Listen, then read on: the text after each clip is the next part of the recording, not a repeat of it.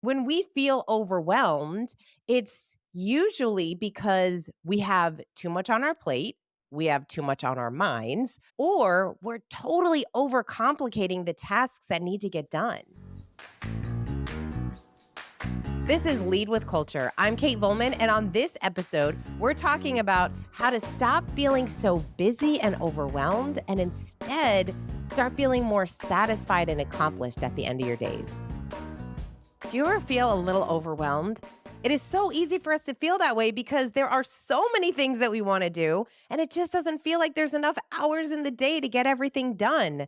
So, I'm going to be sharing powerful strategies to help you prioritize, declutter your mind, and conquer that endless to do list. And be sure to stick around till the end because I'm sharing an activity that will help you turn busy into blessed so you can start feeling a little bit more calm and peace in your life. This is a fun episode. So you get to hear a little bit from Matthew and his thoughts around busy versus productive and his thoughts on really how it impacts our life, how it impacts our leadership, and some ways that we can really shift our mindset to help us feel a little bit more satisfied at work and stop always feeling so overwhelmed with all of the things that we have on our to-do lists, especially today. I feel like we just have so many things to accomplish, and it just doesn't feel like there's enough time in the day to get everything done. So let's hear what Matthew Kelly has to say about busy is not your friend. Busy is not your friend. It makes you feel overwhelmed, tired, and inadequate. If busy were a person, would you spend all day with that person today and then all day with that person again tomorrow? I don't think so. Busy is not your friend. They say, judge a tree by its fruits. Well, the fruits of busy are overwhelmed, weary, tired, burned out, worn out, resentful, discouraged, anxious, and stressed. Which of these fruits do you want in your life? When asked, what one word would you use to describe how you feel on a daily basis? Millions of people say overwhelmed. How often do you feel overwhelmed? Do you feel like there aren't enough hours in the day to get everything done? Are you overwhelmed with things that really matter or things that won't mean anything to anyone in a couple of weeks? When we're overwhelmed with things we know don't really matter, we become resentful. So it's not just that we're busy, but that we are busy with the wrong things. We all know the feeling of exhaustion at the end of a day when you've worked hard doing the right things, the things that matter. There's a satisfaction in that tiredness. But we also know the exhaustion that comes from doing lots of nothing important. This exhaustion is heavy. It's draining. Busy leads to overwhelmed. Overwhelmed leads to weary. Weary leads to discouraged. And discouragement leads us to feel inadequate and resentful. Anyone or anything that makes you feel that way is too small for you. Busy is not your friend. Keep that in mind. Next time you feel pressured to say yes to something that you know you should say no to. I just love Matthew's wisdom. Isn't that so great when he asks the question, if busy was a person, would you hang out with it every day? No, of course you wouldn't. No, we definitely would not do that. But it's an interesting thing because we tend to allow busyness into our life, which doesn't do anything. It doesn't enhance our life. It doesn't even help us achieve the things that we really want to achieve because overwhelm can oftentimes turn into procrastination. So not only is our to-do list growing, but now we're feeling more overwhelmed because we haven't gotten everything done, but we're procrastinating on the work that we need to do. So let's talk about it. Let's talk about some things. So Matthew really shed light on busy is not your friend. It doesn't do anything for us. It doesn't push us forward. It doesn't help us feel satisfied at work. And when we feel overwhelmed, it's usually because we have too much on our plate. we have too much on our minds, or we're totally overcomplicating the tasks that need to get done. So many of us, we overcommit because there's so much that we want to achieve. We say yes to all of these different projects without really thinking about them. And then all of a sudden, we see this to do list and all these tasks that we need to get done, and we start feeling really overwhelmed. And that's when we get super busy. So, this is an opportunity when this happens that we have to take control of our calendars and our minds. This is such a mindset thing. So I feel like everything really starts with the mind. We have to have that mental toughness in order to create our day and make it look the way that we want it to look so that we can start to feel productive and satisfied at the end of the day instead of busy all the time. I used to know this guy who, when people would say to him, "How are you? I'm sure you're super busy." He would always say, "I'm blessed, not busy." And I really loved that reframe. I'm blessed, not busy. Blessed to have all these incredible opportunities to be able to do all this really great work that he really loved doing. And so that was such a fun reframe. But we can feel overwhelmed even when we feel blessed to do the work that we get to do. So when we feel overwhelmed, this is a sign for us to prioritize and decide what needs to get done. So, what does this look like? This looks like writing down everything that we need to accomplish, everything that's consuming our minds. This is why I am such an advocate of journaling. Because the more that we keep things stuck in our minds, the more we can, I don't know, almost exaggerate all the things that we are thinking about or that we need to get done, or think about all the thoughts that you have over and over and over, negative thoughts, or you're thinking through the same thing when really it's not doing anything for you productive. And so we get to write it all down, whether you put it on a piece of paper or you get your tablet out or you're on your computer. And this is helpful because when we see all of our tasks written all on one page, it helps us mentally because there's no longer this bunch of tasks fluttering around our brains. When we have that list, we can start to prioritize what needs to get done immediately, what can wait, and then what needs a lot more time and attention, what needs maybe a little bit more strategy or focus. And we have to be honest with ourselves on those things that might be a little bit longer of a project. Maybe it's a long-term project that we get so overwhelmed because we're trying to squeeze it into a week or 2 weeks when really we need a couple months to get it done. I really like that email rule that says if you can respond to it in a minute or less, just get it done. Do you have emails that are stacking up that would be easy enough for you to just answer, but you just are procrastinating on that because you don't feel like doing it instead of just getting it out of the way? When we get that out of the way, it's one less thing we have to worry about. It's one less thing we have to think about or remember to do. So get those tasks out of the way.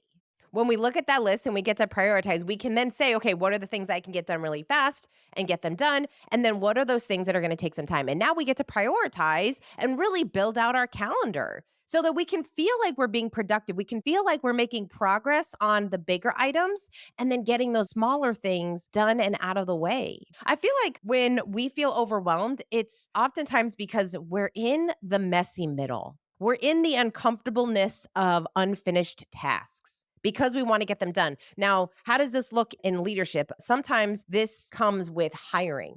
There's a role that we have and we have to fill it and we feel really overwhelmed because it has to get filled. And instead of recognizing that this is a long-term play, this takes some time and attention to hire the right person, we're like, oh, we just got to fill the seat. We just got to get someone into the seat. And so we make quick decisions instead of, hey, this might take some time. So I'm going to take my time on the hiring process. But that's the messy middle. We don't like that. We don't like that it takes a little bit more time than we want because we just want to get those tasks off of our to-do list. When I was writing my book, I remember I was in the messy middle. I was in the messy middle. I had been working on it for a couple years and I thought, I need to be done with this. Like, when is this going to be finished? And when I was in the middle of it, I remember my writing coach was so helpful because it was at a time that I was feeling very overwhelmed and I just wanted to be done. And so she said, hey, you're in the messy middle. It's supposed to be uncomfortable. You're supposed to feel a little bit uncomfortable right now. This is where growth happens. And you have to step away from the work so that you can come back to it with fresh eyes. But I just was so focused, like, I just want to get it done and off my plate instead of, no, this is an important piece of work that needs a lot more time and attention. And she also told me, hey, have fun. you're losing some of the joy that you had in writing the book. And I thought, oh my gosh, that is so true. And yes, I know sometimes our work is not the most fun, but can you find joy? Can you find meaning? Can you find purpose in the messy middle in some of the activities or some of the tasks that you need to get accomplished? That might be on that list of longer term tasks that might take a little bit more time. And when we get into that mindset, we can start to feel less overwhelmed because we know, hey, I'm going to get this done. It's on my list of priorities, but I know that this might be a project that's going to take a little bit of time. And that's totally okay. This is why having that list is so important, because now we can take care of the things very quickly. And then we also can recognize, hey, some things are a little bit more long term. And as long as we're taking small steps towards achieving those things every single day, every week, every month, then we can start to feel satisfied. We can start to feel really good about the work that we're doing. And then, hey, we all know how time flies so quickly. All of a sudden, you're like, wow, I can't believe that. Yes, it took 3 months. It feels like such a long time, but wow, this was a really wonderful project that I got to work on. And I did it the right way. It came out to be a success because I focused on what needed to get focused on. So today, if you were going to rate yourself on a scale of 1 to 5, 1 being I am cool, I am at peace, I am satisfied in my work. Yes, I have my to-do list, but I'm all good. And then 5 being super overwhelmed, cluttered mind, feeling frustrated. What score would you give yourself today? And now you get to do that exercise. Write everything out, all the things that need to get done, everything that's cluttering your mind. Just get it out on paper. Immediately, that number, if that number is 5, it should go to 4. Or if it's at 4, it's going to go to 3. Just by seeing everything, just by gaining a little bit of clarity around the work that you need to do. And then you can prioritize what needs to get done. One of my favorite books is The One Thing by Gary Keller. And in it, he asks such a powerful question. He says, what's the one thing I can do such that by doing it, everything else will become easier or unnecessary? So good. When we look at our list, we can decide what is the one thing I can do such that by doing it, everything else will be easier or unnecessary. I think about this in the hiring process again, because so often leaders, what do? We're like, I'm just going to get these tasks done. I have all these things that I need to accomplish. And so we focus on tasks that really we should be delegating or that we shouldn't really be doing. But instead of focusing on hiring the right person or training the people we have, we just do it ourselves, which does not make it easier in the long run. Long term, it's so much easier to train that person or to find that right person. This is why hiring is so important in the hiring process.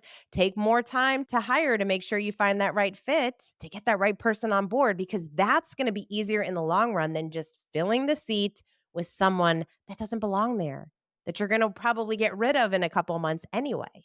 Busy is not your friend. Overwhelm is not your friend. And so I hope that Matthew's video inspired you. I hope that this episode inspired you to write down all the things that you have going on, to start prioritizing them, and really just help you to declutter your mind so you can start feeling a lot more satisfied in the work that you're doing instead of feeling busy, overwhelmed, frustrated, because you have everything that you need in order to do your best work. It's just oftentimes we have to get out of our head and start taking a little bit more action and focusing on the things that really need to be focused on. If you have a to-do list, make sure that that list is full of revenue generating activities, high performing activities, things that are really going to move your business and life forward. I hope you enjoyed this episode, and I hope you have fun creating your priority list and figuring out what needs to get off of that list, what needs to stay on that list, and prioritizing the work that needs to get done to help you feel satisfied and actually move your business forward. We work with a lot of leaders on things like this, on their calendar, on prioritizing, on really just asking them great questions to help them reconsider some of the things that they're doing in business and help them to grow themselves and their business. And so if you've ever thought about hiring a coach and what that might look like, we would love the opportunity to talk to you. You can just go to floydcoaching.com. I hope you found this video helpful. If you did, please like it. And if you are not yet subscribed to this channel, I invite you to subscribe for more content to help you create a career and life you love.